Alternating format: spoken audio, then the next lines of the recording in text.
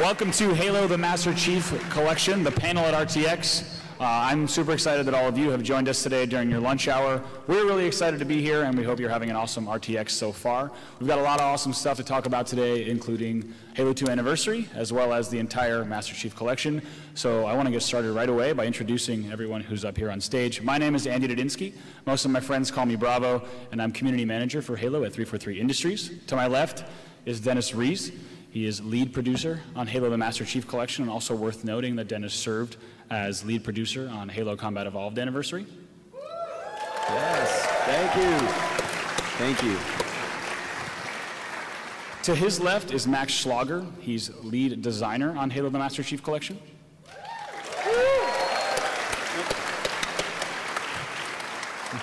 To his left is Max Hoberman, the original multiplayer and online design lead for Halo 2.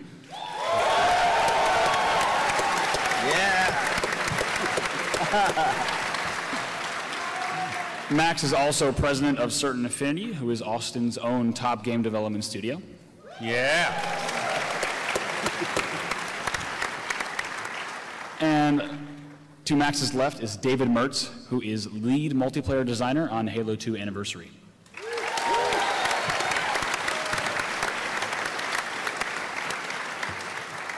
So when I was first asked to moderate this panel, I got really excited because not only do we have four awesome guys on stage with us here, but they're also building some really great experiences within the Master Chief Collection. So to start off, Dennis, I'd love to just talk about everything that's packed into this game.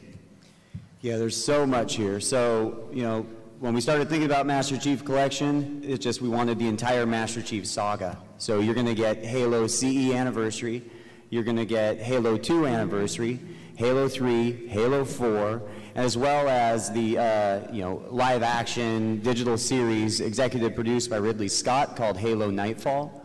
And then lastly, but not least, is the Halo 5 Guardians multiplayer beta. So there's a ton of content in here, and we're really excited for it to come out this November. Yeah, I think actually we're ready to jump right into things. And Max, I think we have a build of the Master Chief Collection running right now on Xbox One. Can you walk us through some of the philosophy behind the master menu and some of the menus themselves? Yeah. Let's go ahead and switch over to that. Let's go ahead and switch it over. And cool. Get a controller over here. Let's get him a controller. All right, Isaac. Isaac.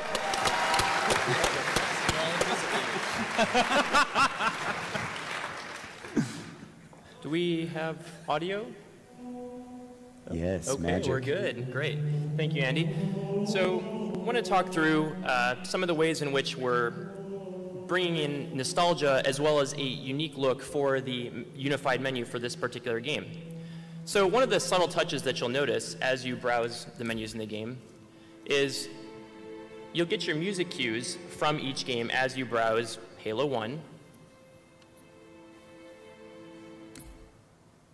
Halo 2, and you'll also notice the backgrounds, again, will be sensitive to the game that you're looking at the particular time that you're moving through the menu there. So again, they change each time. And this is going to be reflected in each part of the game, so campaigns, multiplayer, and something a bit unique for each one. So just a way we're trying to make the experience of browsing Master Chief Collection really exciting and bring you some of that nostalgia. Now, we talked about playlists before. I wanted to talk a little bit about the philosophy behind how we thought about some of these playlists. And specifically, we've talked about cross-game. In this case, though, let's talk about the particular game that we're doing our anniversary treatment for. So Halo 2, here's a sampling of some of the playlists that we're thinking about for this particular game. So in the past, some folks who really love a hardcore challenge, they would do things like the Lazo campaign, for example. Now, that's a particular configuration where you've got the game on Legendary, all skulls on, and people know how to set that up. We wanted to curate this and make it something that basically is more discoverable for everybody out there, and then also to recognize the achievement associated with doing that. So we're thinking of a number of different ways to reward people for playing through that playlist. There's some other ones on here that are a good example of ways in which we think about it, because we think about these in terms of themes. And so one of the great things about Halo 2, you played as the Arbiter, you played as Master Chief. So we actually have a combination of levels that plays specifically for the Arbiter back to back. That's a new experience because if you remember in the original campaign, you actually were doing them interspersed from one to the next. So that's a pretty cool way to think about it. And the flip side of that, of course, is the Master Chief journey, which, again, it's those particular chief levels back to back. Now, another collection that we have here is fan favorites, just some of the missions that people particularly enjoyed playing on this one. And there's going to be a variety of these types of playlists that call out basically some of the particular highlights of the game and great moments in them. Now, another key piece to remember for Halo 2 Anniversary is for the first time ever, we're going to have online co-op play through this campaign. So that's pretty exciting. Yeah, that's pretty cool.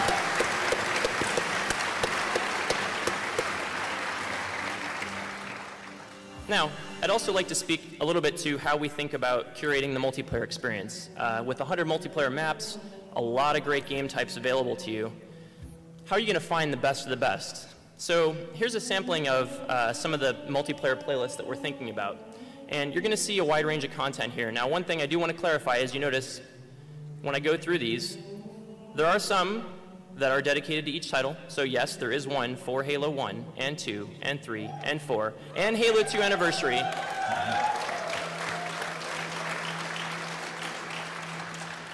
As well as some cross-game ones, and there's a kind of a few different ways we think about these cross-game ones. So in one particular case, we have a very broad range of content here, right? So Team Slayer, this particular multiplayer playlist has a wide variety of content in it. Nice. Now that's to get back to some of the spirit of what it felt like to be in multiplayer at a time when, while we will have voting, we want to make sure that a lot of those maps that maybe, didn't get as much discoverability back in the day, we'll bubble them up. And, having 4 games worth of content there is a great way to really bring that vibe back to these playlists. Another thing that we think about is rotational playlists. So in this particular case, we have a rotation of, some of the best SWAT maps across these particular games. And you'll notice this particular list is shorter than the other one because, again, these are curated to be specifically the best maps for SWAT across all these different games. So you may be wondering, how exactly, do you have a seamless experience as you go from one of these titles to the next? Because things have changed over time, right? Dual wielding, equipment, loadout, sprint, all these different things. So one of the things that we thought about in unifying this package is our universal control schemes. So we haven't talked about this, and this is something that we wanted to give you a brief demo of, but you can customize your controls for each title, for each option individually, and we have the option for these things to, for example, apply a setting like, let's say, your sensitivity, and with the press of a button, you can apply that setting to every single title in the collection.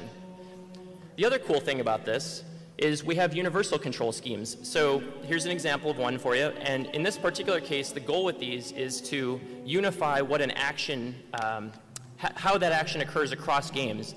And we did a lot of digging on this, and we really feel like we have a number of control schemes that are going to work across all the games.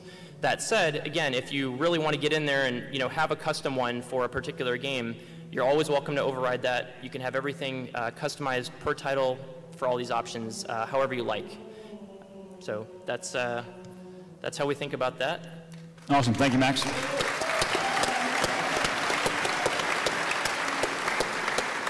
So something that we mentioned on stage at E3 is the Halo 2 anniversary Halo 2 is getting that full anniversary treatment. And Dennis, I want to talk a little bit about what, both in terms of campaign and multiplayer, what that means for Halo 2. Well, when we started thinking, like the anniversary treatment, we really looked back to Halo 1 anniversary and what did we do there? And right off the bat, from a campaign perspective, obviously you just need to remaster the campaign. So we worked with Saber Interactive again, who worked on Halo 1 anniversary, and they're completely remastering all the graphics, and it looks incredible. Additionally, we also wanted to do some of the other fan favorite things that were like skulls. We added tons of skulls to Halo 2 anniversary. So yes, all of the existing skulls that were there are still there, but then we added a ton. So there's actually over 30 skulls that are available now in Halo 2 anniversary. Additionally, we really thought about the audio. The audio is completely remastered in Halo 1 anniversary. We wanted to do that again, and we're doing it in a very big way, and I'm excited to talk more about that at Comic-Con, so get excited because there's some really cool stuff we're doing on the audio side.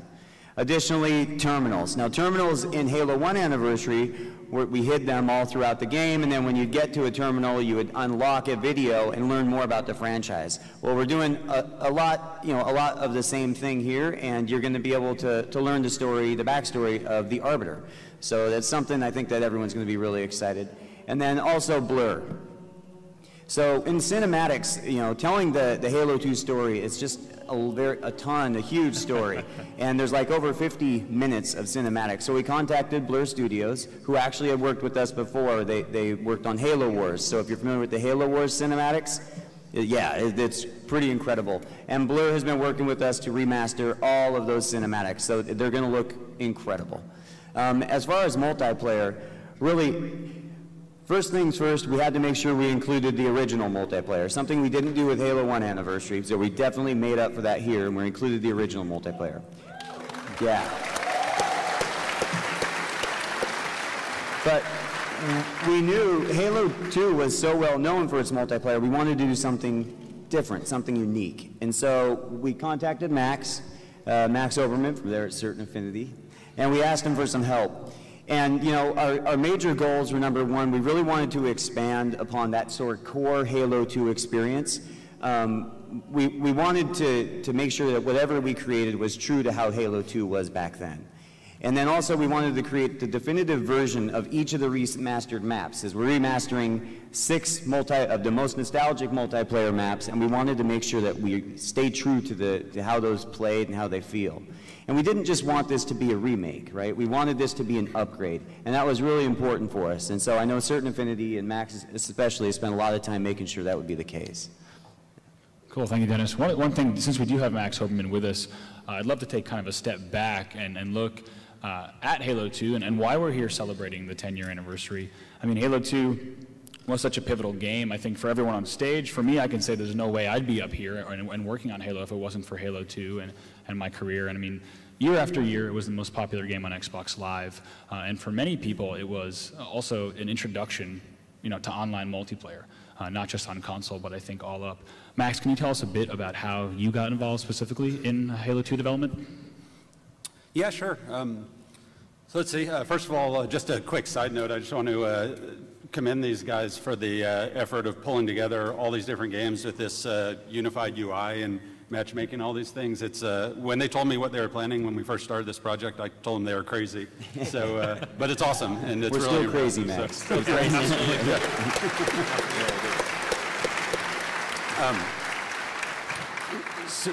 So this particular project has a ton of significance for me. Halo 2, there's a ton of nostalgia, I guess you'd say. I was actually at Bungie before Microsoft acquisition days, working on the early Halo games, but just helping out a little bit on the side. After we got acquired, I ended up starting up the community team at Bungie.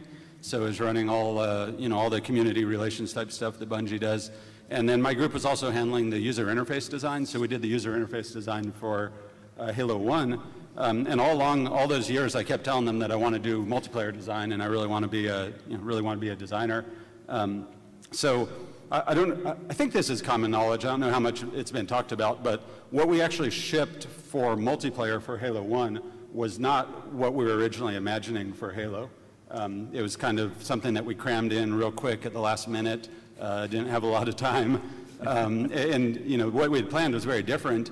And it was really impressive how crazy popular it was and how fun it was in LAN parties. And honestly, it kind of caught us by surprise a little bit. So when we started on Halo 2, and I was actually still on the community team until about 6 months in, and the team is basically, they were regretting that, the dev team was regretting that they hadn't shipped the original big mega round-based 32-player, type thing that we had originally envisioned.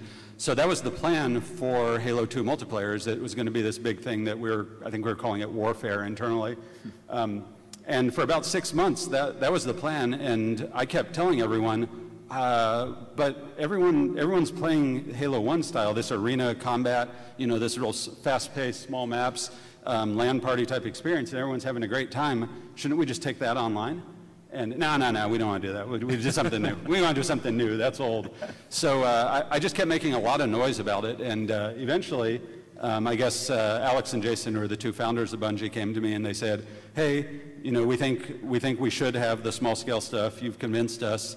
Why don't you take care of that? We'll call that the party game. That'll be for LAN parties, and then we'll go do this big, you know, warfare thing separately. So, okay. So then I fought really hard to get one dedicated resource, which was Chris Carney, one environment artist. So finally got one dedicated resource, and Carney and I went to town. Well, meanwhile, this big, epic multiplayer thing was supposedly happening. I was still on the community team. So fast forward about 6 months, and we had actually laid a groundwork for the multiplayer for the game. A bunch of the maps that you guys know and love, actually, we had planned out and even implemented in their kind of early forms and designed, and we were playing it, and we were having a great time. And you know, 6 months later, the big mega game was no further than a single piece of paper. So eventually, they came to me and they said, hey, we're cutting warfare, and you know, you're going to be in charge of multiplayer, and you know, you're doing everything. So I ended up being in charge of everything multiplayer, design-wise, online design, you name it. So that's kind of how I got sort of full-time involved in development. Cool. Yeah, let's talk about some of the first things that you did once Halo 2, kind of this arena multiplayer was locked. What was the first onset? Was it designing those maps? What was the first thing that really was the first step? Yeah, you know, it was funny because a lot of Halo 2 was born out of this sort of desperation of just having me and, you know, Chris Carney, and that was it. We really didn't have a lot of resources. I didn't even have a dedicated programmer for gameplay-related stuff. So we just knew that there was really no room for error with such a small group. So we laid out our plans. I think originally we laid out our sort of master plan. We need X number of maps that do, you know, serve these groups. It was interesting because on the large scale, the really big stuff, 16-player, we didn't actually think we needed much for that because we thought, oh, the warfare is going to take care of that. So we tended to focus on the smaller scale maps and some of the kind of medium-sized maps and a lot of the arena maps. So yeah, just in our early designs, I put together a document that laid out all of our maps and laid out names actually for just, we didn't know what the maps were going to be, but all right, this is going to be a 4-player map that supports CTF, or, you know, this is going to be a 5-player, 6-player map that supports Team Slayer or something like that. And I gave all those maps names, and a lot of those names actually stuck in the map designs too, like, let's see, Lockout was one of the very, very first ones we did. I know everybody loves Lockout. Let's see, Lockout, Ivory Tower, Midship, Ascension. Those were 4 of the very first ones that within like 6 months we had them all up and playable, and they didn't change that much over the course of the project. And 3 of those 4 names actually stuck. The only one of those 4 that changed was Ivory Tower. When we did it on paper originally, was originally called Cyclotron, thank you. Cyclotron. Yeah, and then we made this like fancy penthouse suite at the top of a tower, and we're like, that looks nothing like a cyclotron, so we had to change it. So we renamed Ivory Tower in honor of what everyone called Marty O'Donnell's private office. We called it the Ivory Tower. So that was how that map got its name. Awesome. Speaking of those original paper designs, you've been so kind to dig into the archives and give us a few of those, which I think a lot of us are going to be seeing for the first time if we want to switch over to some of these map designs and talk a little bit about how Midship changed and some of these maps changed from the paper design.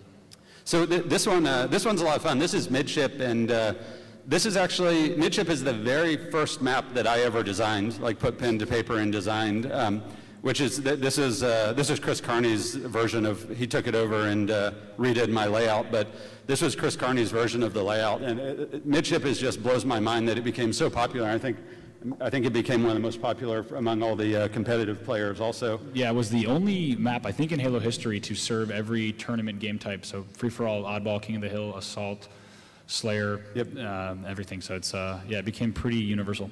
When I was working on Midship originally, I had this, my spec called for, basically I wanted to have a 2-on-2 CTF map, because I figured, all right, we're going online, but there's going to be a bunch of people who still don't have the internet back then. This was a while ago. So anyway, I was like, all right, but CTF is so much fun, and I'd love for people just playing 4-way split screen to be able to play a CTF game. So I'm going to do a 2-on-2 CTF map. So the basic idea on this map was that you'd have 2 flags basically across a chasm looking at each other, and they were so close that the one guy goes on offense, one stays on defense, and the guy that's back there on defense can still participate on offense. So he can lob grenades across, he can still shoot across. Yeah, and this is pretty close to what the final map ended up as, and we did this like 2 years before the game shipped, actually. That's awesome. And we've also got an early Ascension, which similarly to Midship does look a bit different just in terms of the map layout. This was actually a rework of Ascension, because Ascension, which we're showing off here, and turned out to be a really popular map. Ascension almost got cut, because when we first did Ascension, it was really not any fun. They had a similar problem to Lockout, which is that all of the traffic routed through that dish in the middle, and there was no way to get to any of the 3 satellites without going through that dish. So the map just wasn't working. So this is actually my drawing when I got my hands on it, and I was proposing some changes to kind of make it work, and adding these peripheral lower paths around the outside, which weren't there originally. The leap of faith was, you can see, I wanted to have this spot where you jump down. If you look up in the left, you see it says fog right there. Yeah. That's some awesome drawing. Nice fog. So the idea was, for the leap of faith, actually, that you'd run up and you'd look down, and all you would see was a bank of fog, and then you just have to jump down through the fog and hope you landed it. So that was what that was indicating. So yeah, this one, after we made these changes, it totally turned around the map, so got a lot better. And this next one that we're going to go to right after this slide is, I think, a last-minute addition. We just got this paper design in this morning, and I'm sure it's also a fan favorite. Oh, Zanzibar. So Zanzibar's kind of interesting, and just a side note, this panel's interesting for me because these guys all have stuff they're talking about the product, and they just asked me to come here and reminisce about Halo 2 development days, so this is kind of fun. Zanzibar was really interesting. What happened with Zanzibar is after we did a E3 where we showed off single-player New Mombasa, and then the following year, about maybe 2 months before E3, Pete Parsons and Jason Jones came to me and they said, "Hey Max, we have a problem.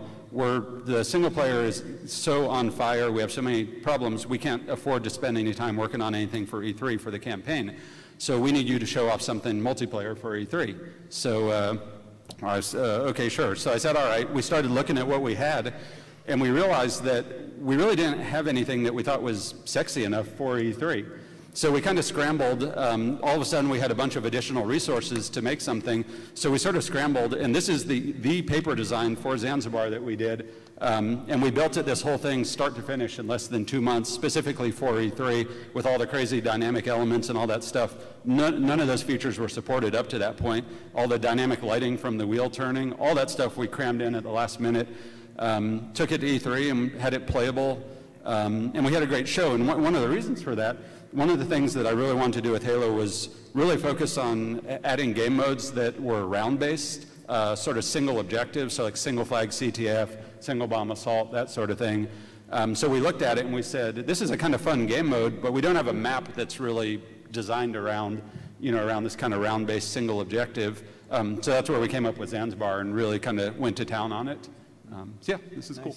Awesome. Thank you, Max.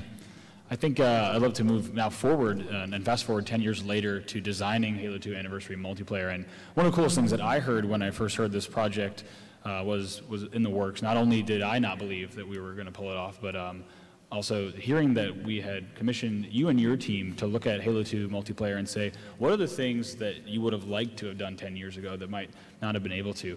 And also hearing that your team now has that opportunity is pretty exciting too. Yeah, so yeah, there are a couple of things. At the start of the project, I sat down with Dave Mertz here and the rest of the team, and we talked a bunch about stuff, but I'll probably let Mertz speak to some of the things that we've added that I wanted to add back in the day and couldn't. Thanks, Max. I think we're going to throw up the build. Yeah, I think we're going to get a little bit more of a sense. So what you guys are going to see, what we're going to have loaded here. Yeah, no problem. Thanks. Yeah. What you guys are going to see is the latest development build. This is the build in the raw. So any hot off the presses. Yeah, really hot off the presses, literally. So if any changes or issues, we apologize. But no, this is the build. So. Yeah.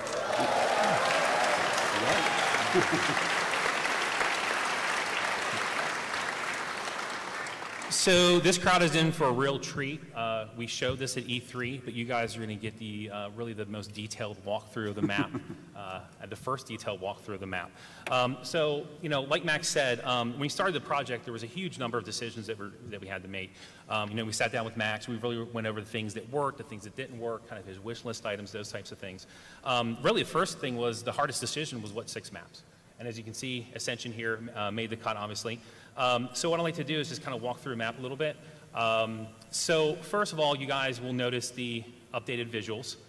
Now, I'm going to talk to the visuals just for a little bit as it relates to design, and then we'll kind of get into some of the wish list items and some of the other stuff that kind of was the results of the feedback that we got from talking with Max, as well as just all the research and everything that we do, listen to community and listen to the fans.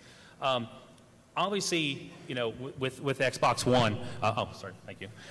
With the Xbox One, we're able to do an incredible amount of visual fidelity, but there's a challenge there. We found very quickly early on in the project that we're sitting here, we're making the map super sexy, we're really pimping them out, but what happens is you start to get a lot of visual noise. And some of our basic kind of really design goals are that any change cannot affect gameplay. So that even goes for visuals. The things that visuals can do is they can really start to muddy really the gameplay. And well, how does that happen? Well, target acquisition. Just a lot of noise and level. People not knowing paths, those types of things. So you know that was a big challenge we tackled head on. So let me kind of point out some of the key visuals here. And a lot of it really deals with we wanted to just immerse you even more in the levels. You can see here. So what our artists did here, obviously we have a beautiful skybox with the halo ring rotating around it. They basically created a halo ring that's to scale in game, and that's what you're seeing right now. It's pretty fantastic. Can you drop down there and run around? Yeah. So show us, prove it. Totally do that. What I can do is give you guys a much better view of it, just to kind of give you a fantastic view Jump of just on the how ledge, much Merce, work to see how good you are. How much work went into this. So we're over here about a leap of faith. Oh, I'll jump. Okay, I'll jump. Nice. And you just don't really realize just how incredible the visuals are until you. Oh. So.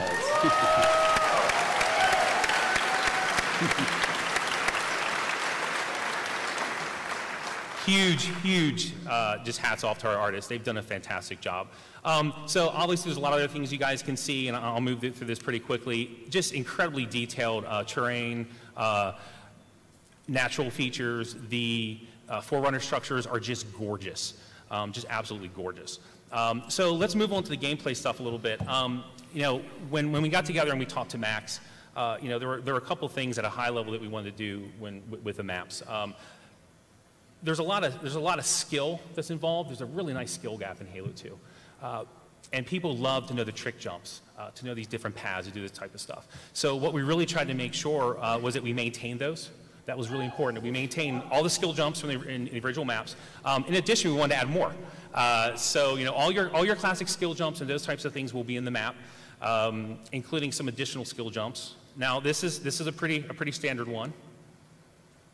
And then just really small things, because really the most important thing here is that every single change, no matter how small, has got to add to the gameplay. It has absolutely got to add to the gameplay. Every single thing that we did to the game had to be a home run. Anything that was 50-50, anything that was kind of like, meh, no, cut. Everything had to move the game forward. So just simple things like this. For those of you that are familiar with the sniper rifle platform here, so you know you could drop down here before, right? Well, what we wanted to do was for skilled players, they can get up here from another route. So we've seen a lot of really, truly skilled players actually jump up that path, flank their opponent, and it's just fantastic. It's just really subtle things like that have really added a lot to the game. I'm going to go through here and show you guys a couple other really, really important paths that we have changed. Because we know everyone really wants to see the map and kind of see all the changes that we've done. So I'm really excited to kind of show you guys that stuff. So here's the Banshee platform. Again, fantastic view of the vista. So something that really kind of came out of the feedback with Max when we were talking about the map was the Skybridge does not really get used a lot for obvious reasons. It's really kind of one big circular loop, travel loop. There's not a lot of cover. So, and when you're out there in the middle of the sky bridge, your options are really limited. You can't really bail out very easily. So what we thought we'd do is we thought we'd do a couple really subtle things. So everyone always thought that the connection here was kind of awkward. So what this did is we added some additional space here, we did some modifications, and it just played fantastic. People like the additional space to fight. They like being able to approach the Banshee platform in a different way. And then most importantly, one reason that people really didn't use the sky bridge a lot was they would get sniped from Big Tower, and that's fine. And what's really important about all these changes is that we've got to maintain the original spirit of the map. The original gameplay of the map, the original spirit of the map. The map, Halo 2 in general, and this map in particular, is really about the zone control, about controlling the big tower, about controlling the small tower. So we don't want to take that away from players, but we want to give the other players a chance to counter the people that hold these power positions. So you can see we've added some additional cover while running along here from the big tower. And then really one of the biggest changes is we added this entire center kind of platform structure here. And it's fantastic. People really get a chance to kind of fight in here. It gives them a lot more tactical advantages or tactical strategies they can do. And then, of course, this was originally an original skill jump. And, of course, I botched it. That's how you can tell it's a live build when the lead designer is not paying attention and botches a skill jump, and I'll probably hear about that from QA on Monday. So what we did is we made this skill jump a little easier, but what's great is we noticed the more skillful players are now able to do this jump backwards. They're able to do all this type of stuff. So we haven't taken anything away, and we've added stuff, especially for your less skilled players or your more casual players. And by having this additional structure here, it's just really played well. It's so subtle, but it's just really worked out fantastic in terms of adding additional cover when you're trying to approach either way, either approaching the Banshee platform or attacking the big tower. There's a lot of other changes that we did. For instance, there weren't not a lot of long-range weapons around this area. We added a Covenant carbine here. It gives you a little bit to counter the BRs and the sniper rifle. Let me go up here to the big tower. So I think really one of the biggest things that we identified in this map when talking with everyone, getting feedback, with talking with Max, is just the dominance of long-range combat in this level. So there's a number of things that we tried to do to kind of help along with this. We adjusted spawns, we added additional cover. I think one of the biggest changes, though, and the thing that I'm most excited about, is we've really tried to add a lot of dynamic elements into the maps. And what's neat about this? Wait, have you shown this yet? No. This is the first time anyone's seen this. Are you sure this is okay, Dennis? Wait, I didn't think you were going to show this, Dave. All right, okay. Do you guys want to see this? I didn't know we were showing this either, but there goes. Can't pull back now. Now we're showing it. We're showing it now. So, when talking with Max, one of the wish listings for Max, and Max can verify this, is he wished that they had done. He wished that they had done a lot of the more dynamic stuff, like in Zanzibar. The bridges, the wheel, those types of things. Those people find those things exciting. So something that we've done with this map in particular is we have added an energy shield in the middle.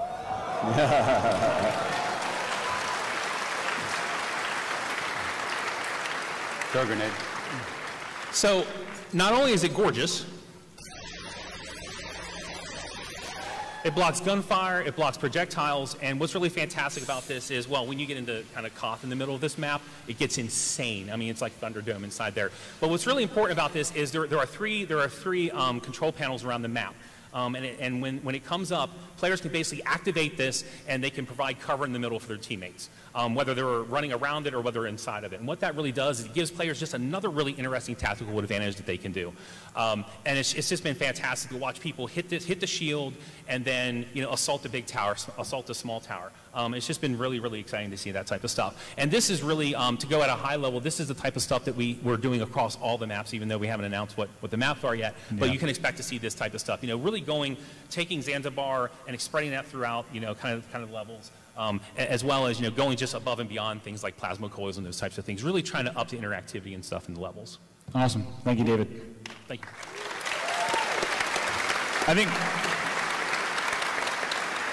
I think I'd love to go right from there, talking about how important it is maintaining, everything about the core Halo 2 experience. I'd love to get right into talking about the sandbox and how you did that with the challenges associated with an updated engine, working at 60 frames and stuff like that. Yeah, I can speak to that. When we're, do you have the? Yeah, we're starting. Excellent. Okay, perfect. So when we're discussing the gameplay, what we're really talking about is the sandbox. And for those that aren't familiar with the term, the sandbox encompasses all the mechanics that form the core gameplay, really the heart of the game. Everything outside of the levels. So we're talking player movement, incredibly important in Halo 2. Weapons, equipment, and vehicles. Now, most importantly also, it includes all the game modes, variants, and related options. And that is something that we have really, really expanded upon. We've added a huge number of game modes and related game options. So really, when all this stuff kind of comes about, we come up with our goals. And the goal for for Halo 2 MP anniversary was to recreate the original H2 sandbox with targeted enhancements. And that's a very, very important phrase there, is targeted enhancements. You heard me talk about this issue when I was running around Ascension. We took an incredible amount of care, not just recreating the sandbox and the levels in the game, but also vetting every single change, no matter how minor, that went into the game. And I think it definitely shows in the final product. I think all the play testers would agree. So out of the goals, to kind of speak more to your question, Andy, design pillars really come out of what those goals are, what that particular goal is I just talked about. And really, our design pillar can really be summed up in a very simple sentence. All of our design decisions must promote teamwork, tactics, and game mode customizability. It's really as simple as that. And everything that we do, every change that we make, whether it be in the levels or whether it be in the sandbox that we're talking about, everything gets tested against that goal, against those pillars. So there were a huge number of challenges, naturally, with recreating the H2 sandbox. We had to recreate everything. Everything is based on Halo 2 Retail Auto Update 3. So that was our base. And we had to recreate the movement behaviors. That's the speed, the jump. I know we spent weeks just trying to get the jump right, trying to get that perfect apex for the lofty jump. Dual wield. Very first thing we did, probably the first day of starting on the project, was we started implementing dual wield. I'd have to say, once dual wield got in, that's when it really started to feel like Halo 2. Yeah. And it was a really neat day. First time I got dual wield up. The Elite is awesome. We had to bring him back in. This was a character we had to. Thank you. Yeah, it's big. We had to add in this entire character that had not been in the game, for quite a long time, as well as, visually update him and really kind of fix a lot of the issues that people had run into previously.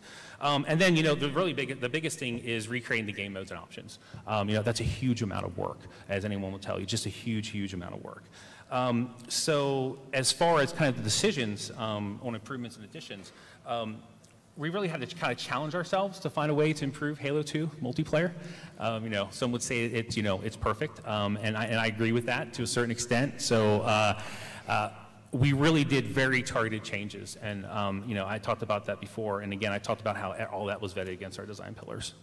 Cool. One thing, Andy, that's really interesting to me about that, having been in charge of all these different things, these map designs and a lot of this game modes and everything else, it's just crazy.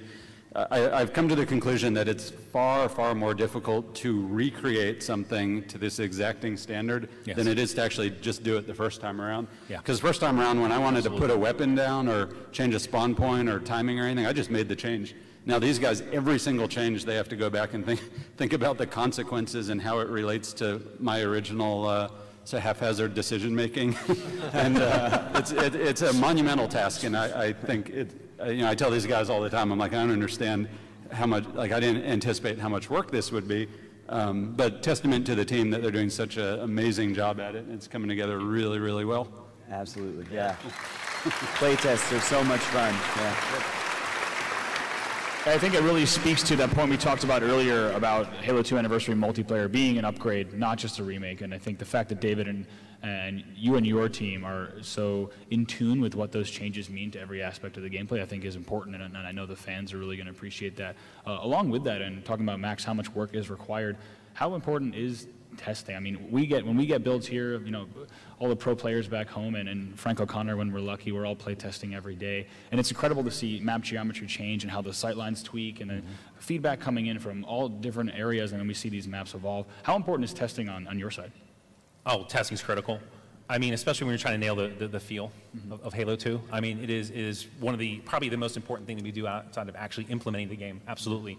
You know, I was sitting here talking to some folks the other day. We were only a few weeks into really the project, maybe 2-3 weeks, and we already had the core game up and running, and we had Ascension, a very rough version of Ascension we brought over, you know, from that point we started playing. And we have been playing every single day since that 2 or 3 weeks into the project, sometimes twice a day. When we want to test both the sandbox and levels in the same day. But I mean, that is what we have been doing every single day, and we'll continue to do that up until we ship. And in addition, on the 343 and Microsoft side, yourself and everyone else, you guys are testing, and between those two things, I think we have probably the most insane amount of test coverage that I've ever seen on a single project, even on just our section of the game. So it's been really fantastic. Yeah, you can ask Dennis. I'm testing probably 8 hours a day and not doing anything else.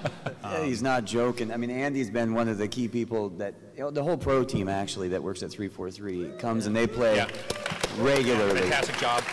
And the feedback is critical, right? Because there's a lot of those details that Max is mentioning, trying to create is so difficult that these, you know, all the pro team and the hardcore fans out there, they know what those are. And so they can really point to where they exist, and it really helps Certain Affinity kind of tune the map to make sure this feels like Halo 2. That's a rough job you've got, Andy. Oh, no, it's really tough. I'm surprised I still have the job, but I just write it off as testing each day. Just 4v4 matches on Ascension. Yeah. So speaking of testing, we have just outside witness. We have one of our lead testers in the audience on the project. Hey, Ryan, why don't you stand up? Woo! Yeah, Ryan. Woo! Ryan Fox. So Ryan, tell us how often do we play test? Oh man, we play test for an hour and a half a day for every single day, and we try to do at least one a day. We'll do 4v4 matches, Slayer. We'll play game mode. So every single day, and it's not exactly the easiest thing getting some of the people in there. But we get in there, we drag them by the ear and give them like a they have a blast. So it's a staple of what we do at Certain Affinity. So. Cool. Thanks, Ryan. That's awesome. Thanks, Ryan. Just want to say at 343, we never actually have a problem filling up our play tests. We usually actually have to turn some people away. So That's been a problem lately, especially as it gets polished. That's good. Oh. Yeah, the last thing I'll say about that is just coming into the project after, you know, on the test side, just giving feedback from the community team feedback, coming in several months into the project, when we fired it up for the first time, and just, I mean, the Halo 2 jump is a good example across the board of how the game feels, and, you know, I think everyone's going to be pretty excited to get their hands on it. We have a little bit of time left. I want to move through a few more things and a few announcements. Let's talk a little bit about game types. Max, you talked before about Zanzibar and how one flag CTF, you know, is perfect on that game type. And something that you and I talked about is how Halo 2 obviously was the introduction of a lot of those round-based game types. That was, you know, never before seen and not too common in console shooters. So let's talk a little about the game types and how big was that? Because there's not only do they play so well, but there's quite a few one-sided objective game types within Halo 2. Yeah, I think, I mean, I'll let Mert speak to the games. As far as the philosophy on that, you know, I'm a big guy that I really care about accessibility. It comes from doing a lot of the UI, the user interface, and all that stuff. And I really want everyone to be focused on a single goal, all headed in the same direction, all on offense, defense, whatever. So that's kind of where that all came about. But Mert, you want to talk more about what we're actually doing? Yeah. So you can see some of the returning favorites here. You know, again, we have brought over every single original game mode into the new Halo 2 anniversary, which is really exciting. And going back to kind of the goals and design pillars I talked about, we targeted a bunch of other game modes too that we wanted to add that really kind of fed into the whole the spirit of teamwork, the spirit of tactics. And all that type of stuff. So Ricochet, we brought over Ricochet, was one of the first things that we thought of, one of the first games we thought of to bring over from in this case, from H4 into H2, and it just plays fantastic. Ricochet was incredibly fun in Halo 4, but now with dual-wield SMGs, with everything going on, and with the kind of the movement speed, the more kind of deliberate just the more deliberate movement speed and everything, it's just really shown, I think, even more in Halo 2 than it did in H4. Something else that's really exciting is we have Race. Race is back. Yeah. With a huge number of game mode options. You know, I had to race in Halo 2, but I had to cut it, so I'm glad it's back. Yep. And that kind of goes back to a lot of the wish list. We kind of call it director's cut. That's kind of really how we treated this whole particular project, is treat it like a director's cut, almost like, you know, Halo 2.5 or Halo 2 ++ is really how we kind of really thought about it. And everyone's really kind of glommed onto that and really just been excited. And that's just what everyone has just been so excited about is, you know, we're going to take Halo 2, which is fantastic, and do everything that we can to make it better. You know, another fan favorite, not just a fan favorite, but one that was really, you know, created by the fans and made popular. You know, and is now, you know, formalized in Halo 2 multiplayer anniversary, so SWAT. And here's one that I'm really excited about, Infection. So this is old school Halo 2 Infection. You can swap out your weapons. You can do all types of customizations to it. We really went with old school Infection with this. And everyone's just been having an absolute blast with it. Cool. That's good. Well, thank you, David. I think you mentioned the director's cut, and that's, I think, if we want to, we're running close on time, but if we want to talk about, both Max and David, some of the director's cut items that we do have on this list on this right-hand side are pretty cool. Yeah. You want to speak to this? Yeah, I can. Go ahead. Yeah, sure. So yeah, like Andy said, we're running a little short on time, so I want to get through this stuff pretty quickly. So improvements and additions. We talked about, you know, modernizations, and, you know, everyone always gets a little scary. That means we're going to pull stuff over from other games or other, you know, other titles. Modernizations thus just means really taking advantage of a lot of stuff that we have now that we didn't have 10 years ago. Improved spawns, you know, more robust feedback systems, you know, and really more power to customize game modes than we ever did before. I want to talk a little bit about weapons. So really, I think a really good example of one of those director's cut or one of those kind of wish list things was the assault rifle. The assault rifle was, you know, wasn't in the multiplayer game. So what really worked out well with that was we felt like we were really lacking, when we go back and get all this feedback that I talked about, we looked at the weapons and went, you know, we could really use some more mid-range weapon options. And the assault rifle just slid right in there. In fact, the assault rifle is actually on Ascension in the big tower on the second floor. And it's just worked out really well to really give players something to kind of balance against the BR and the sniper rifle and even the SMG to a certain degree. So something else that's kind of really exciting is we've tuned the Magnum. We've tuned it across all the weapons as well as in dual wield. And tuning just means we've upped the damage a little bit. And it's actually really worked out well. It's worked out really well. Really well. And we know it's been working great when we see people actually select that option in weapon sets. When people actually use it, we know it's working great. Yes. Yeah. We're just going, man, people aren't using the Magnum. What can we do to get people to use it? Yeah, let's show the Mongoose. So one thing I want to talk about is the Mongoose. So the Mongoose was a major feature that Max wanted in Halo 2. And we put it in, and it's just been fantastic to have the Mongoose running around in Halo 2. There's some additional vehicles and stuff that we're going to talk about, I think, at a later date, Dennis? Yep. Yeah. But I think there is one that I definitely want to talk about now. Did you want to show this one? Yeah, you want to show something? Let's show Yeah, this but one. tell us a little bit about it, David. So what's better than a mongoose? A mongoose with guns. Yep. Nice. Yeah.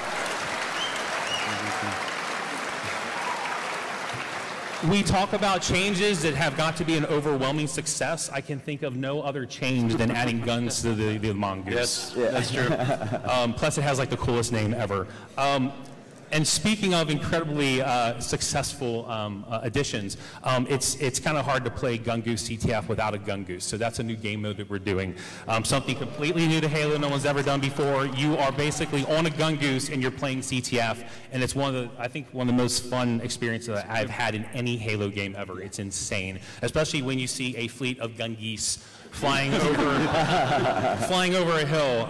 It's just been really fantastic, really fun. Awesome, yeah, we just shooting that around is pretty awesome, and what it adds to the sandbox is really great too, right? Because you have the ghosts and the hogs with gunners running around, but to see people kind of lone wolfing and just flying over hills through the on the Gungoose is and you pretty can awesome. still have the passenger on it, so you've got effectively 3 guns, maybe 4 if you'll do willing. It's awesome. Yeah, it's You're welcome. It is definitely a fun vehicle to use. Something I didn't get to cover that I wanted to quickly cover is what role concept plays in the design. For example, we just saw a little sketch of the Gungoose on a project like this where Halo 2, like we said, is so defined of how that multiplayer needs to play. How does concept start playing in when you want to bring in new things? In terms of concept, really after design and art get together and we kind of come up with our general visuals and our themes and stuff, we really just start concepting right away. And it's incredibly important. It's hugely integral. Yeah. We don't do anything art-wise without concepting it in some form or fashion these days, which is radically different than the way we used to do it back in the day. But I think you might be trying to lead up to something, Andy. We should show some. What's this? Concept. These are some of our concepts. So what you guys are seeing here is a piece of concept from a map we haven't announced yet. Any ideas what map? Yeah, has anyone guessed it yet? What? Come on, this is a Yell big it if giveaway, you know guys. it. Come on. I can't hear you. That's right, guys. That's Coag is back. Yeah.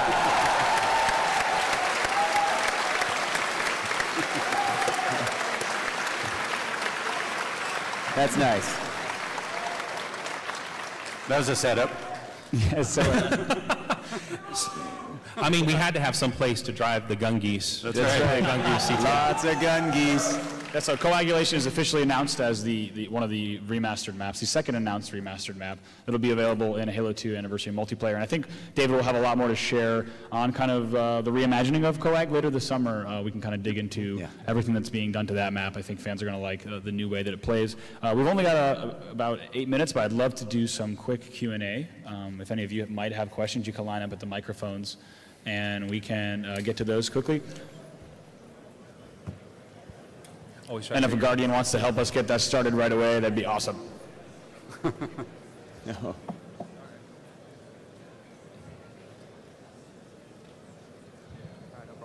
Oh man, that's the line. Good stuff.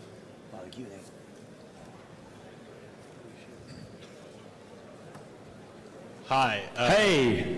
So will we be able to use different game sandboxes with different levels? So like match Halo 2 sandbox with like Halo 3 maps? Dennis, will you handle that one? So the answer to that question is no. The games will play as they originally played. So you won't be able to take one sandbox and apply it to another. But you'll be able to enjoy the games as they existed when they launched. Cool. I was wondering, are you guys going to be bringing back a Forge world to the game? And if so, is it going to be like multiple maps or one big map? You mean specifically Forge World within... Or like a Forge game mode in it? Yeah, well, so Forge is, Dennis can correct me if I'm wrong, but Forge is confirmed for Halo 3, Halo 4, and Halo 2 Anniversary. So you'll have all the canvases that you had. Thanks, man. Awesome, It's a huge deal. I mean, this is the first time people will be able to forge in Halo 2, the Halo 2 sandbox. And when combined with all the game options and everything we've done, it is just really an enhanced experience. It's I fantastic. didn't know we were talking about that. Well, Well, we're going to we are now, right? later. Yeah. But yeah, so any canvases that you remember in Halo 3 and Halo 4 will be available in the Master Chief Collection as well. Hey, my favorite thing was the Easter eggs in the campaign in Halo 2, like the Scarab gun. I was wondering if things like that were going to be coming back. Yeah, so definitely. The existing Easter eggs are there, and I think Max's... So I like these new achievements that we're thinking about too, and it might be kind of interesting to think about maybe we should have some achievements based around those Easter eggs as well, and maybe some new ones. Yeah. That could be a good idea. Something we should think about, Max. Something we should think about. Hey, Hey, one of my favorite parts about the Halo games is that you have the ability to customize your own Halo Spartan. And I know in Halo 1 you can only choose one color, but Halo 2 and 3 are similar, and Halo 4 has a bunch load of armor. How is that going to work across all 4 games, seeing that all customizations are pretty different? So that's a great question, and I'll get back to the idea of what the unified experience that we're thinking about for this game is. We basically want to bring together customization in a really interesting way for this, this particular game.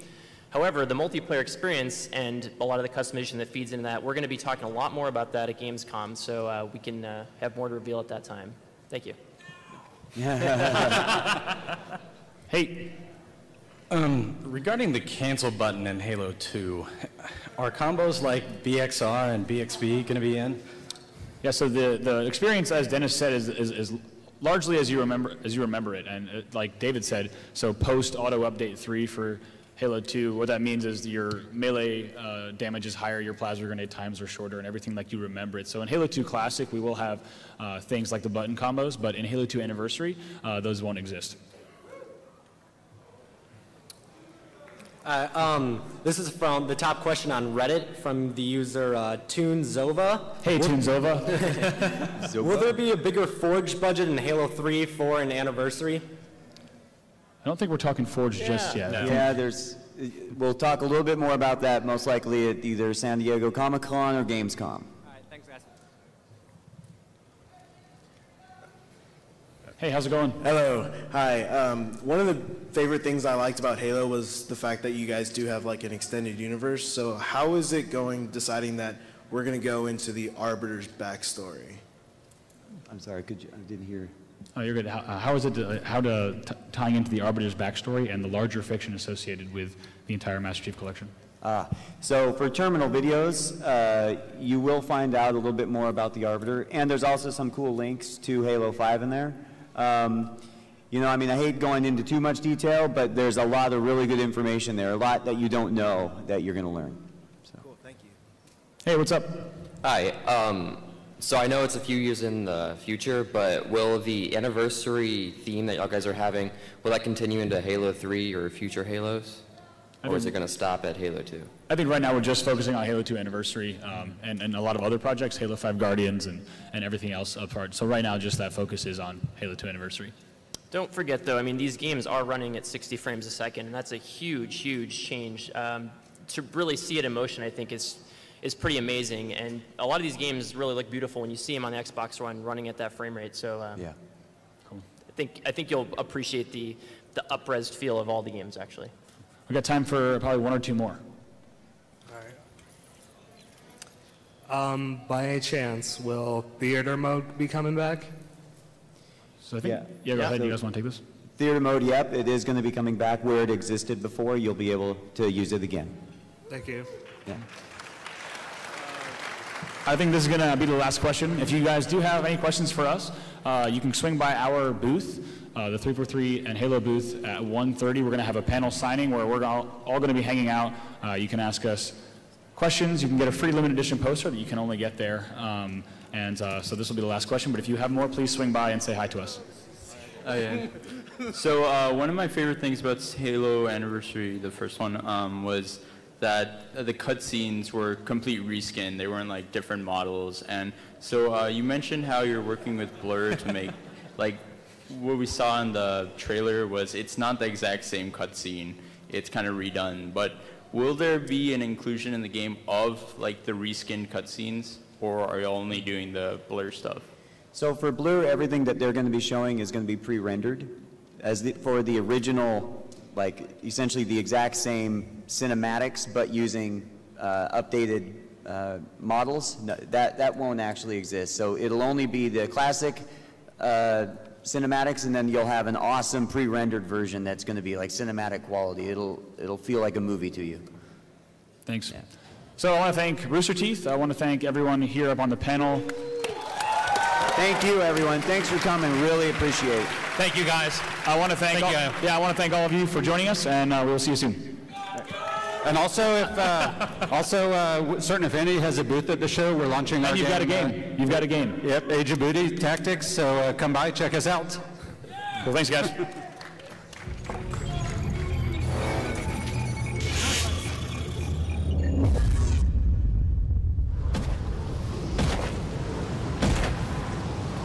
I have had many names in this long war. The humans knew me as destroyer. The Covenant, I was Supreme Commander. The prophets named me Arbiter. And your Master Chief calls me friend.